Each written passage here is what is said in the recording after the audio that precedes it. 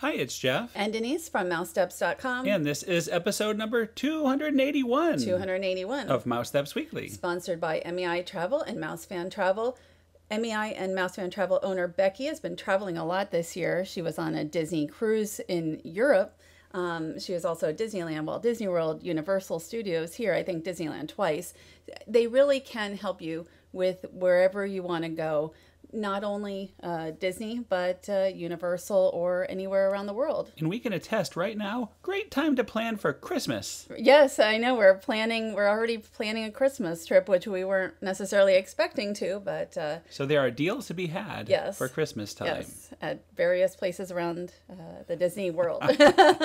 So anyway, check them out, MEI Travel and Mouse Fan Travel. We appreciate them very much. And don't forget, the Epcot Food and Wine Festival just started this week, and we will talk all about that next week. We didn't want to split it into two shows. Yeah, we've already been twice in it, and twice is not enough. We need one more day to give a full and detailed coverage. Yes, I think so. So now we're off to Disney Springs for the official ribbon cutting of Chicken Guy. And this is actually towards the end of the ribbon cutting ceremony. Guy Fieri was there, as well as Robert Earl, who started not only Chicken Guy with him, but Planet Hollywood and Earl of Sandwich. And here is the ribbon cutting. As soon as Guy Fieri came out, it was like, okay, ribbon cutting. Ribbon cutting for time. like 30 seconds or a minute. Well, you're forgetting the most important person on that whole stage, Chef Mickey. Oh yeah, Chef Mickey was there, and he was posing with Guy and Robert Earl. And they had also Disney Ambassador Brandon Peters, who I believe that morning had helped celebrate merchandise managers Stephen Miller's 20th. Right. Oh yeah, that's right. That was that same day. Look at this though. What a very nice celebration. I think they did a good job with it. And I think Chicken Guy had already been open for a couple of weeks or so at this point, and we had been already twice. And what was really nice about this particular event, I thought, is that they allowed anybody who wanted to come out, fans of Guy Fieri, fans of Mickey Mouse, anybody who wanted to come and celebrate. And Guy is handing out the chicken right now. This was the best. Guy himself gave me some Chicken Guy chicken, and it was very good. The chicken here is great. This restaurant is already very popular. But again, I just thought it was really fun that, Guy here is just handing them out to everybody. And multiple different flavors of chicken. There was other items, samples. shakes, yes. And of course, ice cold water, very handy. And here is the sauce slinger. And the sauce slingers here, they are sort of the star of the shows over at the Chicken Guy. Speaking of the stars of the show, we also had a chance to interview Robert Earl. And here it is. I'm Robert Earl, and I'm fortunate enough to be Guy Fieri's partner in the new Chicken Guy. Which is already super popular. How does it feel to already be embraced by so many people? I'm excited about the early reaction. The social media has been astounding, thanks to people like yourselves. And what everyone is saying is not good. It's not just good and tasty, but also it's beautifully priced, and also there's such a variety that people will come back more often. And can you tell us about the chicken? It's never frozen. Correct. Can you tell us more about the chicken itself? Yes, as Guy said, there's no antibiotics in it at all. We hand pound it. We buy it in fresh. It never gets frozen. It's just all the right things. And can you tell us, this is our last question, how you came up with the sauce slinger? Yeah, it was one of the team's idea, and I loved it instantly because we are working on a loyalty program that we haven't announced yet, and it's going to be around the sauces, because it's a reason to come back. Oh, I went there, I had a great time, it cost me less than $10, and I had the barbecue and the habanero sauce, and someone else will say, yeah, but you've got to go back and try the peri-peri and the something else. So it's all about the sauce. It was Guy's idea, and he wanted to do 35. I wanted to do 8.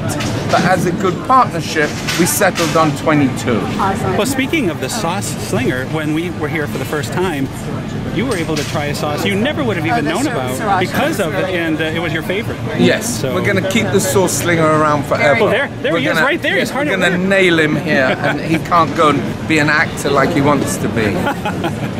Thank you so much. Thank you, sir, very much. He was very interesting to talk to. I thought so too. I mean, really, you learn things when you get to do the interviews.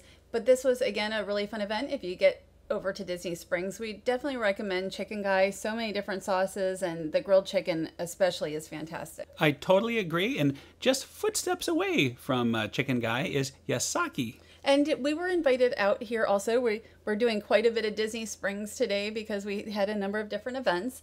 They invited us out to try a few items. And, you know, we had never gone here. It's sort of in the middle of a number of different kiosks. They are owned by Mitsukoshi, which is the same company. And there he is with Jeff with the Kirin draft beer, the frozen Kirin. Frozen. So good in that hot day. So the Japan pavilion at Epcot, they own that. And doesn't this look refreshing? The frozen Kirin beer here. Also available at Epcot, by the way. Right outside the Mitsukoshi pavilion. Is it where they sell the shaved ice? Oh, yeah. Kakigori. Yes, and those are very good as well. So this is the Hawaiian Sunset, and it has plum wine and some other items in there. And it's actually very refreshing. It has also rum, mango, and pineapple. But really refreshing on it. It was such a hot day. It was probably 90 degrees out at that time. And the food items were perfect for a hot day. So they really are into kind of healthy bowls, and you can choose what you want in yours. I ended up having chicken with teriyaki and then vegetables. And these are less than $10, so I thought that was a good deal. Right, and this had noodles, and the noodles are served cold, which actually works really well. Same with the rice here, and of course, I had chicken, and I had some shrimp on there, and other healthy goodness. Is the rice served cold as well? It is. I didn't try that. So, but yeah, the noodles and the rice are served cold, and on a hot day, it definitely made sense. And then they have some other items as well. So we definitely recommend if you're, again, at Disney Springs and you're just looking for something healthy, less than $10, that would be a great place to stop. But they also have like 20 different drinks, a lot of different drinks. Yeah, there's much potential for our future there, that's for sure. And our last stop is the Great Irish Hooley. Hooley! At Raglan Road. Again, last stop at Disney Springs anyway. And this is the 7th year for the Great Irish Hooley. We were able to preview it. It was only on Labor Day weekend. It was only a few days long. So it's already passed. But I am counting down the days for next year. So plan for next year, Labor Day weekend. But also a lot of the performers and really pretty much all the food items are already here all year long. So it was just sort of amped up. And the Guinness will be there forever. Yes, the Guinness will be there for a long time. Raglan Road is a restaurant that opened in 2005. I was there in 2005, just around the time it opened. And it was a restaurant that was sort of like built in Ireland and then brought here and rebuilt. Like the bars that you see are 130 or more years old. It really is, if you've never been inside, a fantastic, amazing building, you know, something really special for not only Disney Springs, but for the Orlando area. But we were able to try some of the items that they were promoting for the Irish Hooley. Yes, we were at a Mad Irish party. We were. And this is Lisa Canny. She will be here at pop-up concerts and such for the next few months. So you may get to see her. She reminds me sort of Alanis Morissette back in the 90s, but with a harp. Yeah, what a combination. But she said like the Red Hot Chili Peppers and Spice Girls were more of her inspirations. She was really good though. I thoroughly enjoyed this. It was an awesome performance. They not only have Lisa Canny who will be here, but of course they have their own dancers, the Raglan Road dancers, and they are fantastic performers. But we tried a couple of different drinks. This is the Leitrim Lemon Fellow, Gunpowder Irish Gin, Wild About Cinnamon, Egg White, and Lemon Juice. A few of these for research purposes only. Always. And Jeff had the Botanic Garden. Actually, I ordered the Botanic Garden to begin with, just because I wanted to have a second, to try different drinks. It was whiskey based, and I think it was a bit strong for you. I actually preferred it over the sweeter other drink. I like a lighter drink. We're looking at the food now. I'm not going to mention what everything is. We tried a variety of items. That's a chicken pea skewer. Very spicy. I was just going to say that. It was very spicy, but it was still probably my second favorite item. That's a chunky monk. It's beer battered monkfish, and then pork blah blah, which actually was good. I don't eat a lot of pork, but I thought this was very nice. Goes very well with an ice cold Guinness. Yes, you swapped from the the other one to the Guinness. From the whiskey to the Guinness. Oh, the lobster roll, my absolute favorite of the evening. And these are all items you should be able to find all the time on the. I don't think there's anything exclusive just for the Hooley. This is Wild About Wild. It's a wild mushroom and herb goat cheese item. With beets. I like beets. I'm not as big, except for borscht, I'm not as big a beet fan, but I enjoyed that. Bangers and mash. It would not be an Irish bar without bangers and mash. Awesome. And then we're going to be looking at the spiced cauliflower. They have the cutest names for different items. This one I'm not quite sure how to say. So I like the greenery on that. It almost looks like a four-leaf clover somehow. And also the stew ba is a braised lamb. I don't eat lamb. It was good. It was actually very good. It was good. I'm not a big lamb fan myself, but I liked it. And this is a pumpkin creme brulee tart, which I thought was very nice. But honestly, if I'm having dessert here at Raglan Road, it's this. It's the Gare's bread and butter pudding. We didn't have, for whatever reason, we didn't. Usually you have the bread and butter pudding items, where you the pour sauce. it over. Yes. We didn't have that, but it was still good. But normally you do, and that's really the best item here at Raglan Road. Not for me. That's I'm one of the few people in the world that is not a huge fan of that. Well, you're not as big a bread pudding person as right. I am. So, but I definitely recommend that. And we're just looking right now at the dancers and the entertainment here. They have entertainment. I believe they have it 7 days a week. I don't come here as often as I used to. There's just so many other places we kind of have to make the rounds to, but really the entertainment has always been top notch since day one. It's such an energetic and fun atmosphere, especially as it gets later and later at night and more Guinnesses are poured. It's just a good time. But it's also like right now you see kids here. It's very this was during the day, maybe 5 or 6 o'clock. Really family friendly as well, you know. So it's a bar. It's for families, and I think the food and the entertainment is super. All I know is after doing this segment, I am very hungry. I know, and whole show is making me starving. And there's a couple items on the menu I really want to get back to and try. So we look forward to really heading back on our own very soon. So this is Coronado Springs, if you can't tell. Well, it doesn't look like Coronado Springs, does it? That is what the tower is going to look like. And the tower is scheduled to open in 2019. We're going to talk a little bit more about that as we're wandering around Disney's Coronado Springs, around the lake. But first, we're going to talk about Panchito's Gifts and Sundries. There is work being done here. It looks like quite a bit of work, although a little bit of it was opened the next day after we were there, so we have to go and check it out. But still, I think it'll be a while before it's fully done. Speaking of a while before it's fully done, let's take a look at this nice-looking restaurant on the lagoon. Well, it is a bar and grill called Villa del Lago. At least for now, that's what it is on Lago Dorado. Or Lago Dorado. Mm-hmm. I keep saying all the G's. So this is what it's supposed to look like, and there's supposed to be seating for 60 here. It's the bar and grill. And there's like another space for 90 because this is a convention resort. Disney's Coronado Springs Resort has always been really heavily about the conventions. It has a huge convention center. So what they're doing is really in regards to that. The biggest complaints here, I'll say complaints, has been, I mean, you have motel style rooms, but not facilities really for people who want suites, concierge rooms. And so that's what you're going to be getting with that tower. Also, you'll have fireworks viewing and such up on rooftop dining. It kind of reminds me of the Four Seasons, to be honest. It does. It does. I think once they had that Four Seasons, it feels like everything's a tower now. I love the Four Seasons. But this is going to really change what Coronado Springs is. So it'll be interesting to see once it's open. Well, it's already changed the landscape. When you're driving down the street, you can see this rising above the trees. It's very, very big. As big as right. And it's 15 stories tall and it will have 500 rooms, again, with the suites, with the concierge level. And here is, there was a nice double rainbow. If you've not been to Disney's Coronado Springs, or even if you have, it is a resort that is already more upscale from other moderates in that it has more dining, it has a fitness center, it has a salon.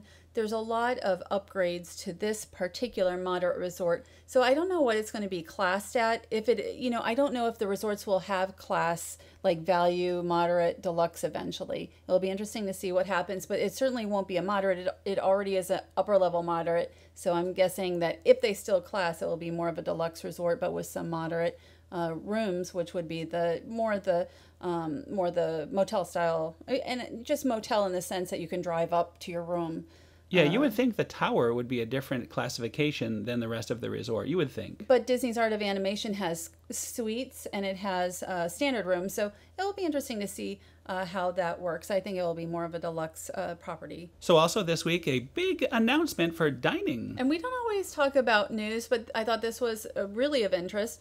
Artist Point is going to become storybook dining. This is over at Disney's Wilderness Lodge. They'll have Snow White, Dobie, Grumpy, and the Evil Queen. It's going to be a price-fixed menu with shared starters, a choice of individual plated entrees, and sweet spells to finish the meal. And it starts this winter. Probably November is what people are saying, because sometime in November is when the last Artist Point reservation can be done for now. And you know, I have never dined at Artist Point, one of the very few restaurants in all of Walt Disney World I've never tried. And it's been more than 15 years for me, so it's been a while. So maybe, obviously, we're a good reason why they're making this changeover. And you know, I love characters, and this is a great shot you took of the Evil Queen. For me, it'll be worth it just to see the Evil Queen and all the characters. I just, you know, unless the price is totally out of this world, I think it's a fun idea. I look forward to doing it. And this is the Evil Queen at Disneyland Paris, which gives a little thought to Halloween. We're looking forward in a few weeks to Halloween at Disneyland Paris. Again, this will be our third Halloween there. Oh boy, I cannot wait. I cannot wait. But let's not get off track. What do you think about this